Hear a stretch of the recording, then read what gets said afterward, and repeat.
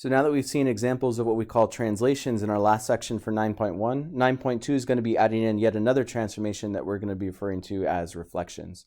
So the first part up top is talking about the orientation of our reflections. Unlike with a translation, our orientation is going to be reversed, and we can read what that means in terms of switching the order of one figure to the next.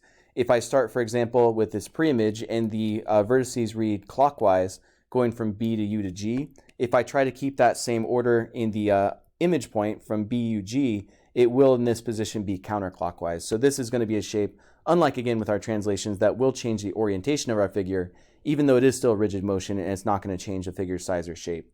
So we do need to know that for a reflection line, or sorry, when I'm making these reflections, that means that we're going to be reflecting these points the same distance from either side of our reflection line, from one side to the other. And like we said from before, that orientation of that figure will reverse.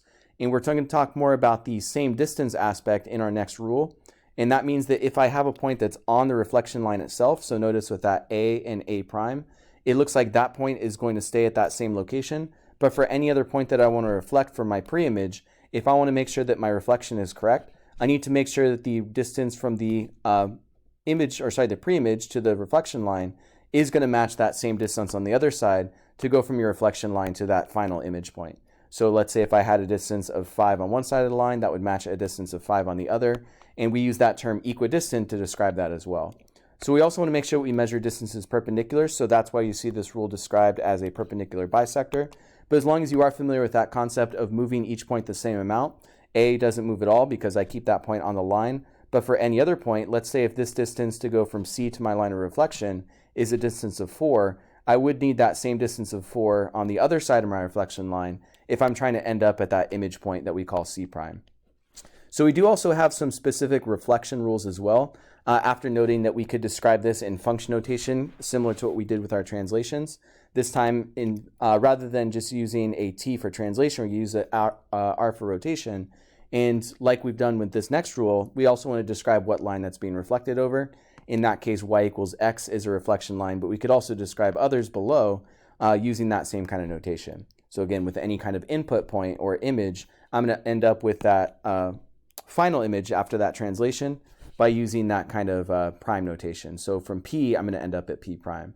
So the nice thing about reflections is that we have some standard rules if I'm reflecting across some certain lines. If I reflect over the x-axis, the y-axis, or these diagonal lines, y equals x, or with a negative slope, y equals negative x, we will have a way that we can just translate the coordinates and keep those rules consistent.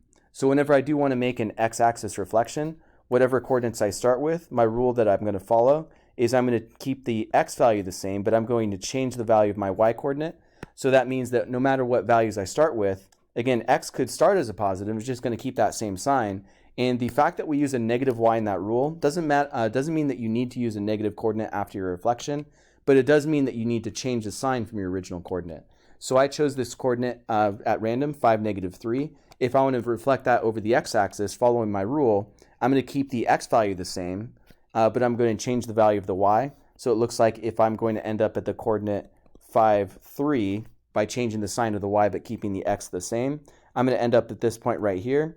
And that does look like it is the same distance for that A prime, both above and below the x-axis, which is what I need to be true for a reflection. So we're going to have a similar rule going over the y-axis, except this time the x value is going to change sign while the y value stays the same.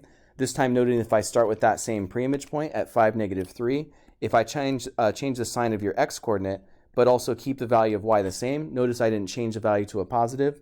I'm just going to be moving this over my y-axis. So if I'm at negative 5, 1, 2, 3, 4, 5, as I count that out, 2, 3, 4, 5, 1, 2, 3, I will end up at this position. We also notice that I am the same distance from the left and the right-hand sides of that y-axis. That means that I made my correct reflection, keeping those distances the same.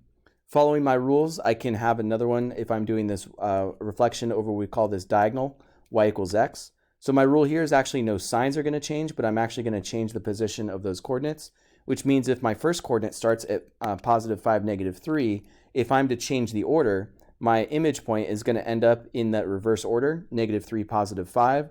And that means if I'm trying to map out where this image is going to end up, it should, like those other examples, look like it's the same distance to go from one side of the reflection line to the other if I am making that correct reflection. Again, notice that we're not changing any signs from your first coordinate. What we're doing this time is we're just changing that order. So positive 5, negative 3, again, becomes negative 3, positive 5.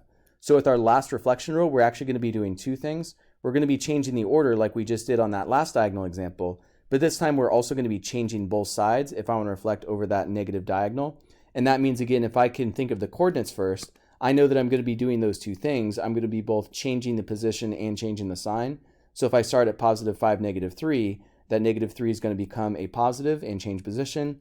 Positive 5 is going to become a negative and change position. And if I'm trying to graph where that coordinate would end up, it does look like that image point is the same distance from the line of reflection as my pre-image point.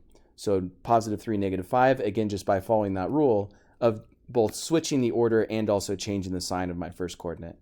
So I'm also going to have other types of lines of reflection. We don't have to just reflect over those four. Those four are the ones that we're going to have rules for. But for any other type of reflection, we do have to rely on the concept of that same distance. So let's say using that function notation, if I want to make a reflection over the line y equals 1, that would be a horizontal line that's pictured below.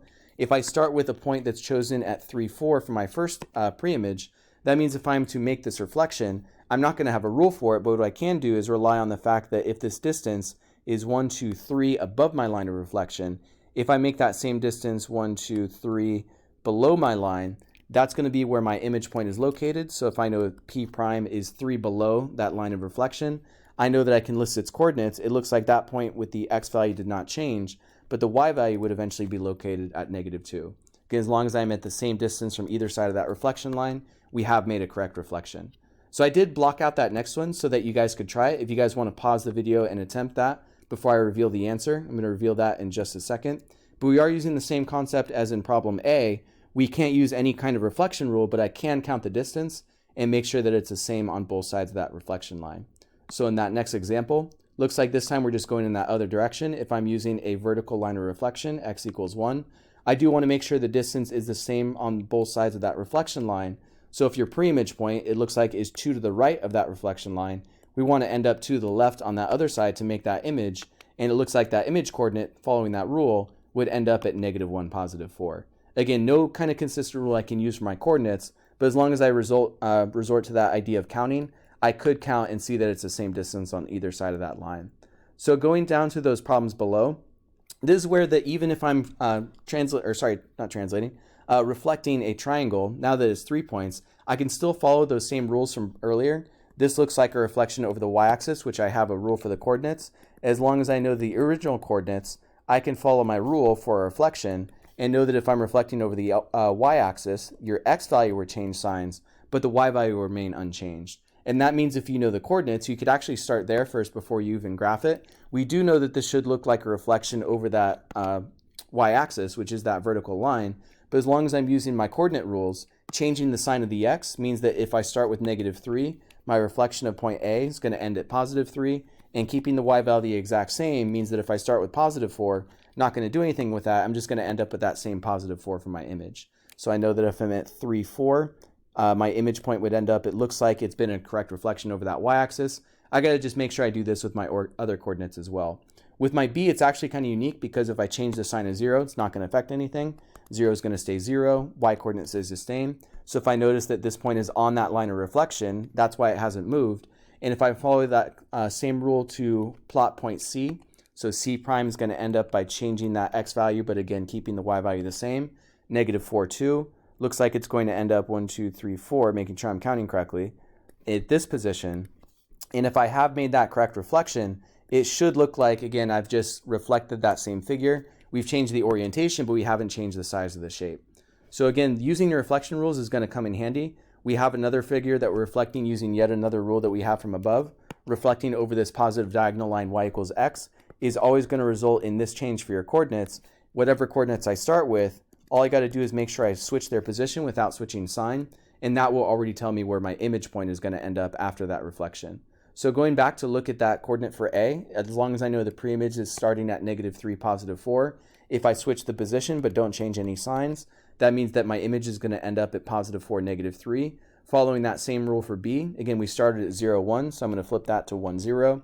And if I want to find the image of C, I'm going to switch 4, 2 to become 2, 4, again, changing position but not changing any signs. And I should tell after those image points for -3, if I can make sure to plot these out, 1, 2, 3, 4, 1, 2, 3. Looks like A prime is going to end up down here, B prime at 1, 0, and then C prime at 2, 4. 1, 2, 1, 2, 3, 4. Sorry, 1, 2, 3, 4, if I can count that.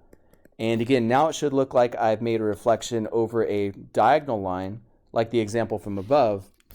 And if I do picture that line of reflection, it does look like those points are the same distance on either side of that line. So again, when I'm trying those other examples, I recommend that you guys try them first, but we're going to see our answers in just a second. We do want to just resort to those same rules from before. As long as we can identify the correct coordinate rule, those should be following rules that we can just find the coordinates first and then plot to make sure those are accurate on our graph. So if I am making an x-axis reflection, again, that means that we're changing the sign of your y-coordinate, but keeping the x value the same.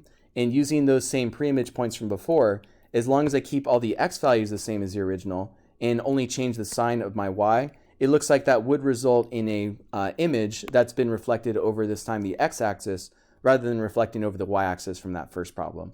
And using a similar rule on our last question, as long as I'm using the rule for that negative diagonal, going over the line y equals -x means that, again, we need to be doing two things, changing the order and also changing the signs of my original coordinate. It looks like if I start with, remember, -3, +4, that new point is going to be at -4, +3, switching the order and also changing signs. If I started out at 0, 1, I'm going to switch that to -1, 0. And if I began at 4, 2, changing position and also changing sign is going to mean that the image of C ends up at -2, 4.